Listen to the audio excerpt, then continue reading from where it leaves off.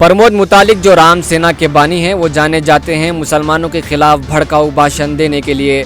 इन्होंने कल कर्नाटक के गदग में अपने भक्तों से कहा कि अगर एक हिंदू लड़की को कोई मुस्लिम लड़का ले जाता है तो इसके जवाब में राम सेना वाले 10 मुस्लिम लड़कियों को भगा ले जाएंगे और कहा कि प्यार मोहब्बत और इश्क के नाम पर मुनज़्ज़म तरीके से हिंदू लड़कियों को मुसलमान बनाया जा रहा है, इसलिए अब वक्त आ गया है कि इनका जवाब दिया जाए। और साथ ही कहा कि रियासत के दानिशवरान मुसलमानों और ईसाइयों के एजेंट की तरह काम कर रहे हैं और ये एजेंट मुसलमानों और ईसाइयों से पैसे भी लेते हैं और ऐसे झूठे इल्ज़ामात लगाए गए जो सिर्फ़ और सिर्फ मुसलमान और मुस्लिम लड़कियों को बदनाम किया जा रहा है।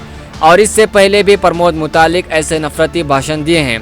और बात की जाए मुस्लिम लड़कियों की, जो सुल्ली डील और बुल्ली बाय ऐप के ज़रिए मुस्लिम लड़कियों को ऑनलाइन नीलाम किया जाने के पीछे भी प्रमोद मुतालिक जैसे ज़हनियत के लोग ही मौजूद हैं। और हाल ही में यूपी के सीतापुर में महंत बजरंग मुनि ने खुलेआम ये कहा था कि अगर कोई मुसलमान हिंदू लड़की से छेड़छाड़ करेगा तो मैं खुलेआम बहू बेटियों को तुम्हारे घर से उठाकर इनकी इस्मत दरी करूंगा। इस दरिंदा सिफत महंत ने यह धमकी खैराबाद के शीशे की मस्जिद के सामने दिया था। ऐसे ही आए दिन इन हिंदुत्व दहशतगर्दों की जानिब से मुस्लिम खवातीन को निशाना बनाया जा रहा है।